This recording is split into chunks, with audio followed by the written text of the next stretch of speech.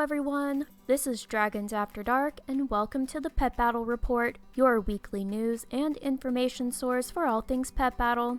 Today we're going over what you can expect for pets from patch 10.1.5, which releases this Tuesday the 11th. Before we get into that though, let's go over everything going on this week on Azeroth and beyond for your pets.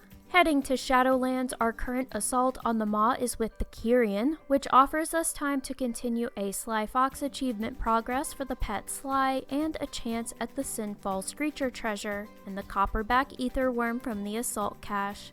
On the Friday evening reset, this will switch over to the Necrolord Assault, giving you the chance to craft Lil A-Bomb, who seems to have lost bits of himself everywhere, and a chance to receive fodder from the Assault Cache. Moving on to BFA, the islands for the week are Molten Cay, Verdant Wilds, and Crestfall, and for the salvage, it's Dreadchain, Havenswood, and the Ungol Ruins. As for the Enzoth Assault, he's hanging out in Uldum this week, which means we have a chance for the Pyre of the Amalgamated One bonus objective to spawn, which spawns a rare, who in turn has a chance to drop the Wicked Lurker Battle Pet. So keep an eye out on the daily reports to see if the Pyre is up. Heading back to Cataclysm, don't forget if you still need to complete your Rock Lever achievement to get the Battle Pet Pebbles, Remty and I hold on to the daily so we can share it with others. Just hop on Discord and ping Remty for EU and me for NA. Keep in mind, you do need to have the Therazane dailies unlocked and you can't be in Deep Home when we share it. Come one, come all, the Dark Moon Fair is here. There are a whopping 24 pets to collect from this monthly event, including a handful of non-combat ones. Quite a few are cageable, so you can hit up your local auction house to reduce your grind. However, there will be a few you'll need to collect yourself from the usual sources, such as achievements and wild pet battles. So don't forget to stop by the fair to collect some pets and grab that wee buff before you head out if you're still leveling or working on reps. Our weekly event this time around is Warlords of Draenor Time Walking.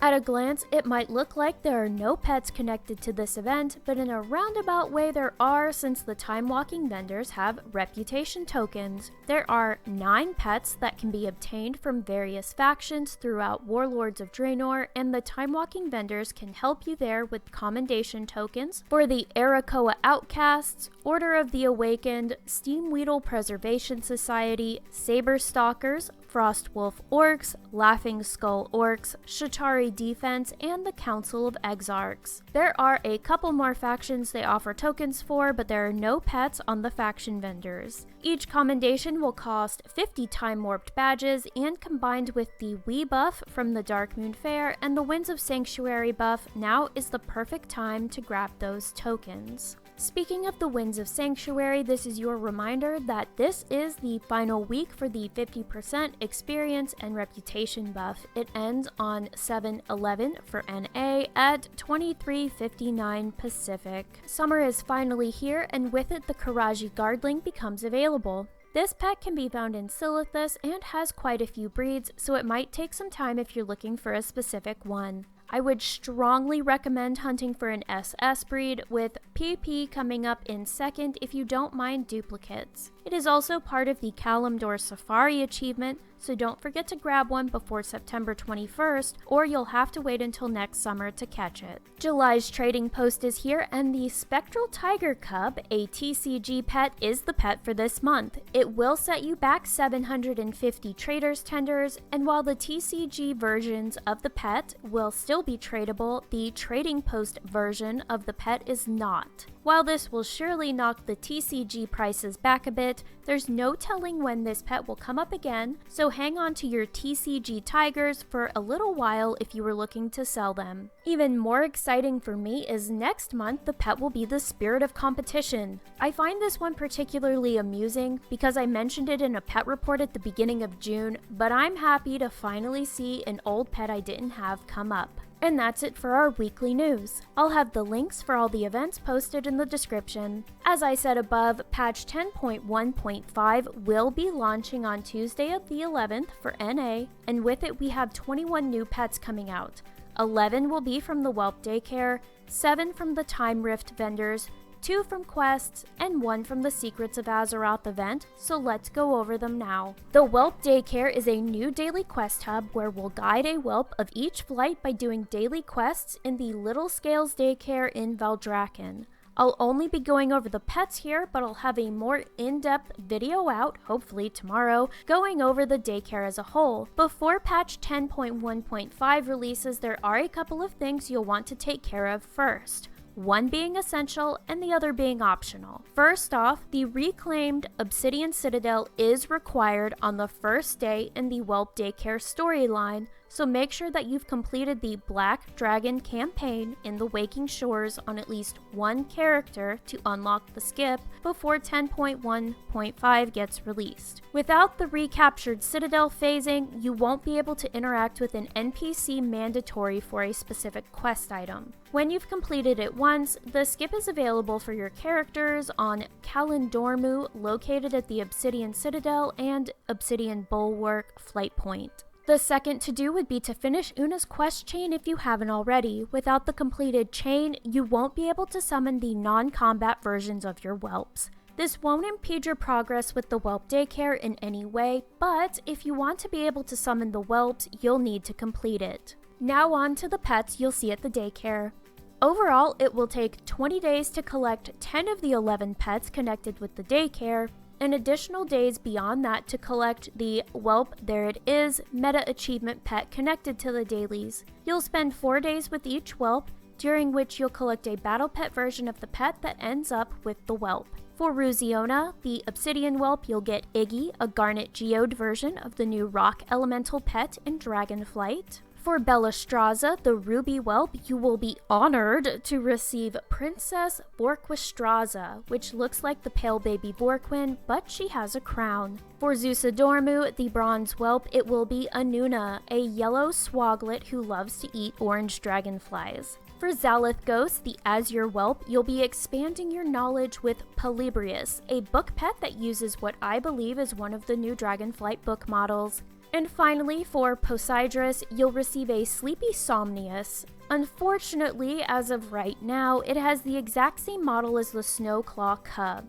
Hopefully, it'll be changed though. The last pet you can collect as part of the Whelp Daycare is Axel. He's the reward for the meta achievement, Whelp There It Is, which will require you to complete each of the dailies available through the daycare, which is a total of 16 dailies. His model is a new one and is likely a whelp version of our dragon riding mount. And that's it for the daycare. Don't forget, I'll have a video out in the next couple days that goes over the Whelp Daycare in more depth if you're interested in what that'll look like for you. Before we go over the rest of the pets, let's take a look at our pet of the week selected by the random pet feature on Warcraft Pets, Scruffles.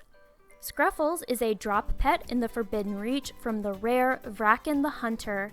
According to Wowhead, it has a 4% drop chance, so it's not too bad of a farm. Scruffles is one of the new models of elephant we received in Dragonflight. It comes in one breed, HH, so its power and speed aren't much to look at.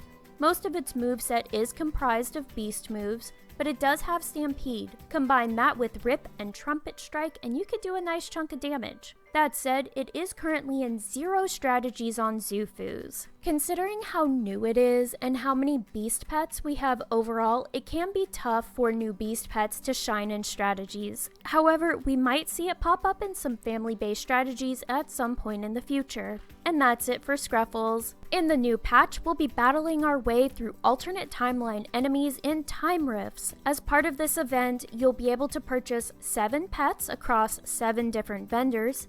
Each vendor represents an alternate timeline Azeroth, and the pets they sell reflect this. I'm also happy to report that 6 of the 7 pets will use completely new and adorable models.